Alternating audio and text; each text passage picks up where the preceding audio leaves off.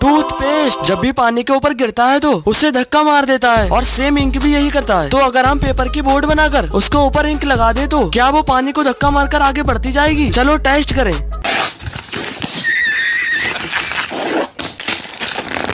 तो सबसे पहले हमें इस प्रकार की बोर्ड बनाकर कट कर लेनी है, फिर प्लेट लेकर उसमें पानी भर लेंगे।